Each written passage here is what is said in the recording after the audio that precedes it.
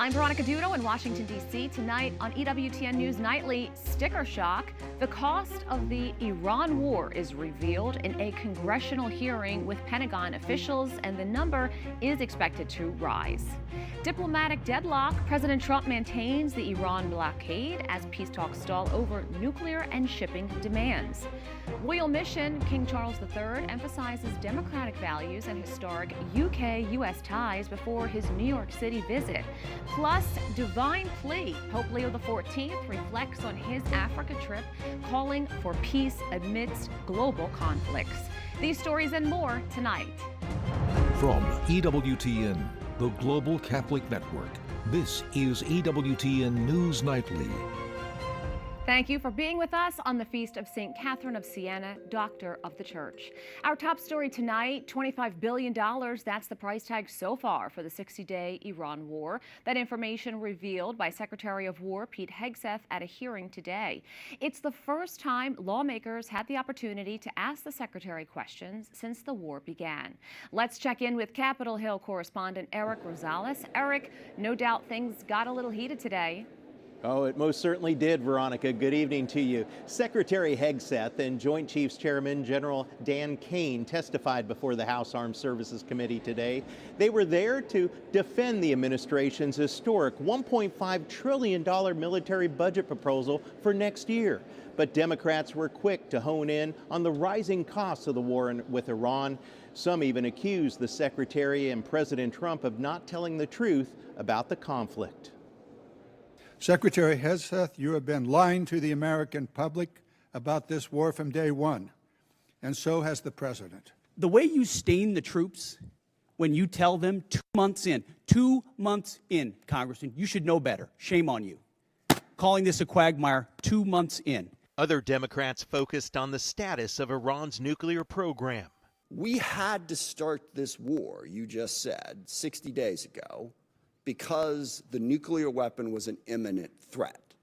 Now you're saying that it was completely obliterated? They had not given up their nuclear ambitions, and they had a conventional shield of thousands of missiles. So Operation Midnight Hammer accomplished nothing of substance. It left us at exactly the same place we were before.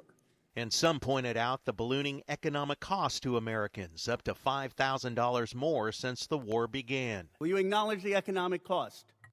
We have an incredible economic team that's managing this better than what the previous administration did to our economy, what the previous administration did with inflation, what the previous administration did with COVID, and you're going to lecture this administration about the economy? You know what is upsetting? Incredible. You didn't even do the analysis on how much it's costing the American people. Republicans praised the president and the U.S. military. The very clear military objectives of this operation has given the president the opening he needs to negotiate a true and lasting peace that will ensure Iran never acquires a nuclear weapon. Top Pentagon officials say the $1.5 trillion will allow for a down payment on the nation's security, including advances in drone technology, missile defense, and modernizing warships.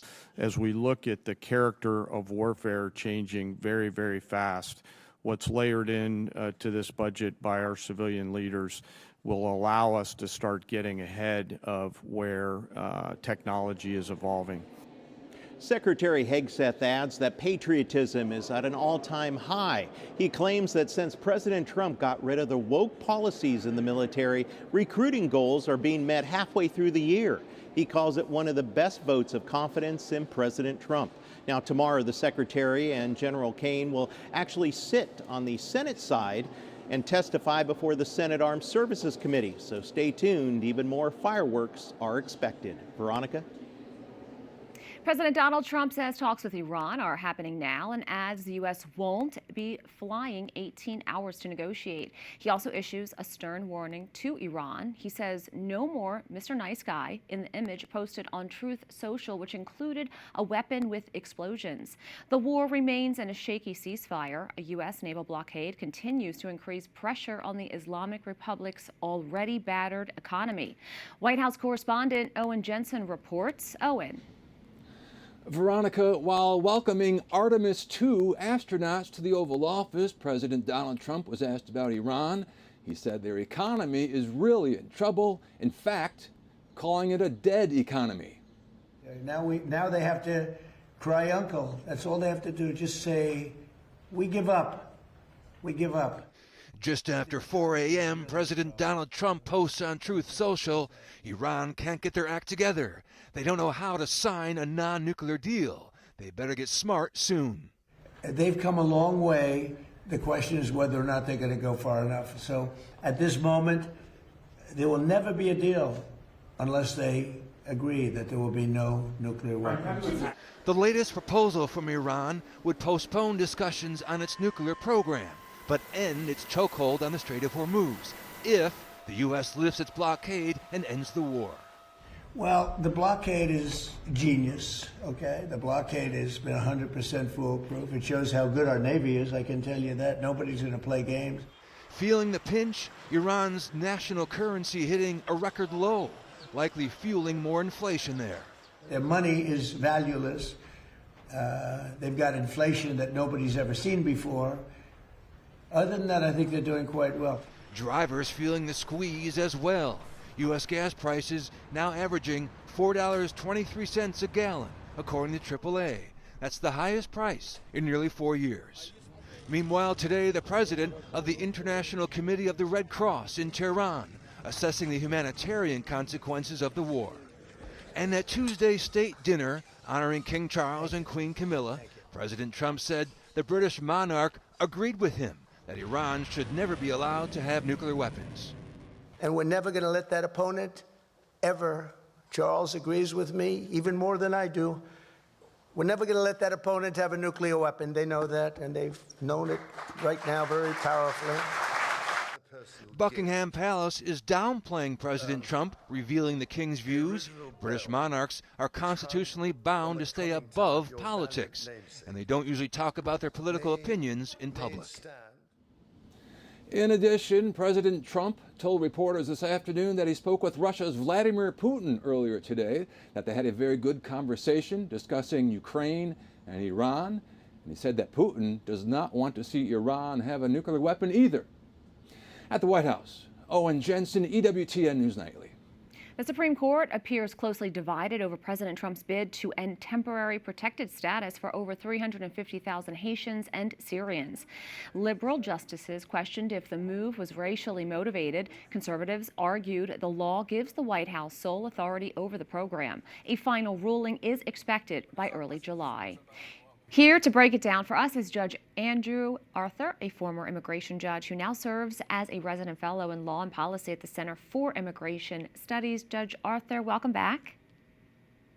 Thank you so much for having me today. The court is weighing whether the executive branch has the legal authority to end these temporary protections. What are the key legal arguments the justices will consider? So the biggest argument that the government is making is that the temporary protected status statute, Section 244 of the Immigration and Nationality Act, has a provision that states that there is no judicial review from any designation or termination of a country for TPS. And the whole point of this case is that the plaintiffs are challenging DHS's determination to terminate TPS for Syria and for Haiti.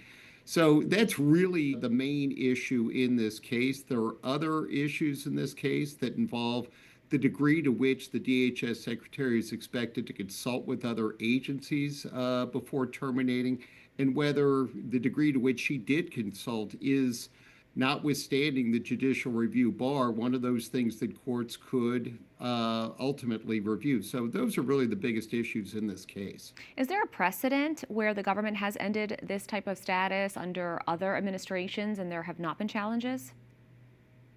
Yeah, there have been prior terminations in the past, and generally those terminations have taken place where the designation was relatively short-term. Montserrat is probably the biggest example that I can think of.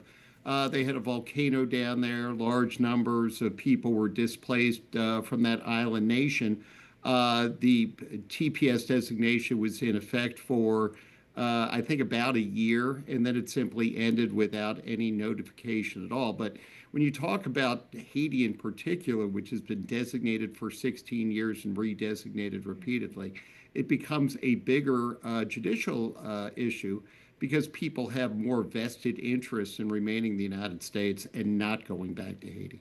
If the court ultimately sides with the government, what could that mean in practical terms for people currently here and protected under TPS?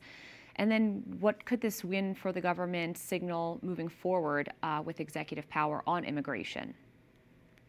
Yeah, that's a great question, Veronica, because with respect to people who are here, if they are here in lawful status in addition to TPS, if they're here on student visas, for example, they would be allowed to remain. If they are here and they are not in lawful status and they don't have removal orders, DHS is then going to have to take them all and put them into removal proceedings, get a removal order, and then remove them from the United States. That could take at least 2 years to accomplish. So it's not like large numbers of people are going to be, swept up, placed on planes and sent back to Port-au-Prince or Damascus. It would be the beginning of a removal process, not the end of one. Well, this is definitely a case that we'll be watching closely. Judge Arthur, thank you so much. Thank you so much for having me today. In addition to hearing arguments, the Supreme Court issued 2 rulings. The first narrows a key provision of the Voting Rights Act. In a 6-3 decision, the court's conservative majority struck down a Louisiana congressional map which had created a second majority black district. Now it throws into question how states can utilize race in their map-making process. And in an unanimous decision, the justices said a New Jersey faith-based pregnancy center may challenge a state subpoena demanding donor information. It is a procedural win for first-choice women's resource centers. The case stemmed from a state investigation into whether the group misled people to discourage abortions. The Trump administration has approved the extension of a shipping waiver that would make it easier to bring more oil to America.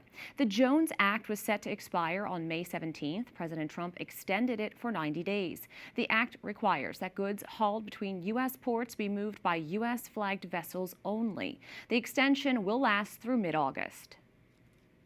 Joining us to help break down what rising global tensions could mean for shipping is Jennifer Carpenter, president of the American Maritime Partnership. Thanks so much for being here. Thanks for having me. The administration has extended the Jones Act waiver for another 90 days. What impact is this having on domestic energy, transportation, and supply chains?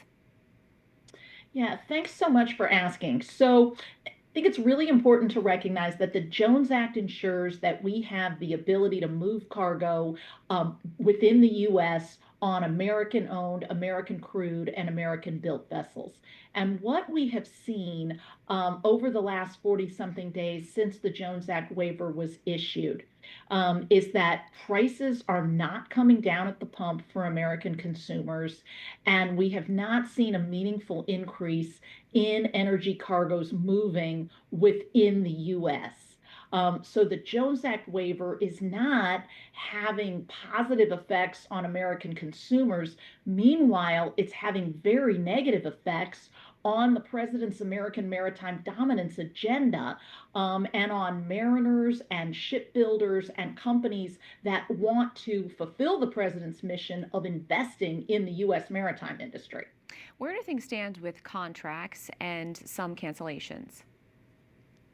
It is a real concern. I am hearing every day reports from folks in the American maritime industry of canceled contracts, of shipbuilding programs or shipyard investments that were planned that are now on hold. And the problem is, maritime is a capital intensive industry. And so, folks need the long-term security and stability that the Jones Act provides. It ensures that investors know they make an investment, they understand what the legal ground rules are, and this very broad, very long Jones Act waiver calls that into question.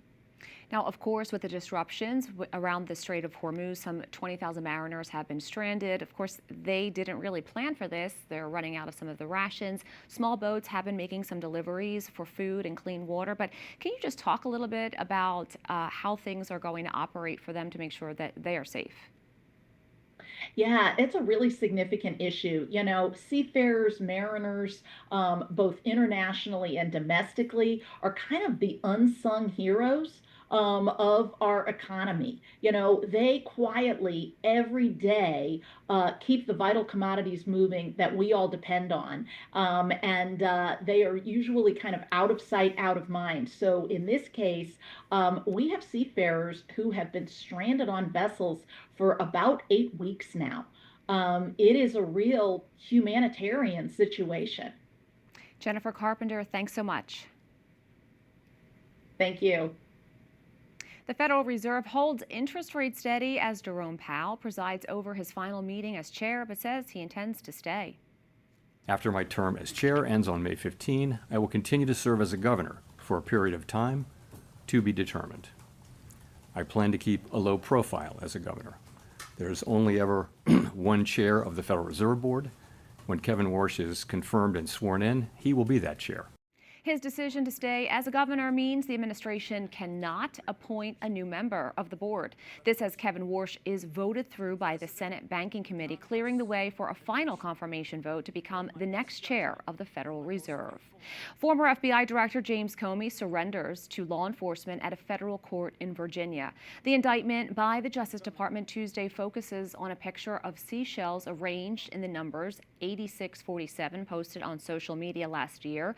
The former FBI director faces charges of making a threat against the president and transmitting a threat in interstate commerce. If convicted, he could face up to 10 years in prison.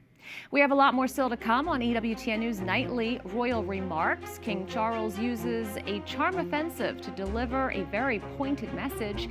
And another violent assault rocking London's Jewish community. Details after the break.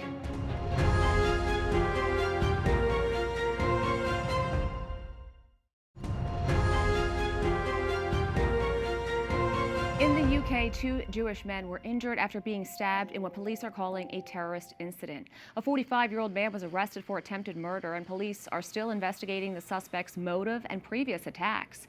Officials have been looking into whether previous arson attacks on London's Jewish community were linked to the war in Iran. King Charles III hit the Big Apple today, visiting New York City after meeting with President Trump and delivering a speech to a joint meeting of Congress. In his address on Capitol Hill, the king repeatedly highlighted the historical and cultural ties between the U.S. and the U.K. He praised the unique alliance between the two countries and the importance of NATO. Later in the evening at the White House, the king struck a more jovial tone during the state dinner.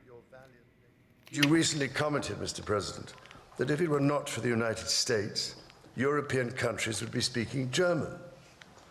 Dare I say that if it wasn't for us, you'd be speaking French. Joining us now to give us her takeaways from King Charles III's state visit to the U.S. is Catholic journalist and author Joanna Bogle. Thank you so much for being here. A real pleasure. Now, we heard King Charles III. He was very witty in his speeches. What has been your overall impression of the visit? Do you know, in a way, it made me feel rather nostalgic. He was dressed correctly, as was everybody else. Nothing flamboyant, but everyone was in, jackets and ties, nice frocks. He spoke well. There were witty allusions to Oscar Wilde, Charles Dickens. It was a world I like. But it's not a world we all inhabit most of the time, is it? I just really enjoyed it. The manners, the assumptions made about Western life, literature, history, knowledge of things, Boston Tea Party. Oh, I wanted to be back. It struck me that the things that he said, and they were good things and absolutely sound and necessary, but in a way, it was all that we might have heard any time. Carter, Kennedy, even Eisenhower. It was the relationship between Britain and America. Long may it last. But in a way, it made me feel nostalgic. It seemed timeless in a way. Renewed in me. How is it received in the UK? Safe pair of hands, the king, and he is a popular figure. We love him, and there is still a sense in which he is, of course, the king, but when you talk about the Queen, it often means Her late Majesty. There's a slight feeling of that it's all new. Mm-hmm. But of course, he's done a very good job. And the relationship with America, everybody loves America, really. People are often rude about it. And we don't necessarily agree with whatever the president is saying. But good heavens, everyone's wearing denim jeans. Half our young people talking American junk slang. I mean, of course we love America. So all the good as well as all the same things. A lot of things that we share. Of course, the alliance. Now, this trip was scheduled a long time before everything happened in Iran. A lot has been talked about when it comes to soft diplomacy. How do you think that has fared between President Trump and, of course, King Charles III, and what's happening with the government in UK? I'm not sure about the government. The king, of course, speaks for the nation rather than just his particular government, although he will try always to sort of support the government of the day in that sense. There are tensions, and the government is in any case not particularly popular here. So there are things worth discussing there. But certainly what he did, and did jolly well, was to reaffirm this alliance, the important Western alliance, the values we share, the history we share, the culture we share. I think everybody will have loved his allusion to Christianity, which got an enormous round of applause, didn't it? Of applause. We loved that. So all of the good things, the lasting things. Joanna Bogle, thank you so much for coming back on and breaking it all down for us.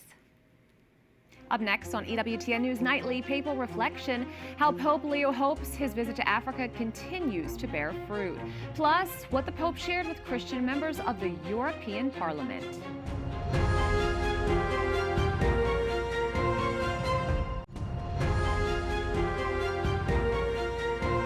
In his first general audience since his apostolic visit to Africa, Pope Leo reflected on his journey to the continent, saying his trip was a message of peace in times of war. Voi siete sale della terra e luce del mondo. At the weekly talk, the Holy Father underlined how his role during the visit was one as a shepherd to meet and encourage the people of God. For the faithful in Africa, the Pope said his trip was a chance to make their voices heard, to express the joy of being God's people and the hope for a better future of dignity for each and every one. After the general audience, Pope Leo briefly met with Cardinal Timothy Dolan, former Archbishop of New York City. The Holy Father also met with San Francisco Archbishop Salvatore Cordileone in a private audience at the Vatican. The European People's Party recently celebrated its 50th anniversary. For the occasion, its members traveled to Rome for a series of meetings.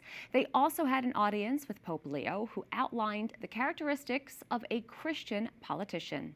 EWTN Vatican journalist Benedict Sedegren has more.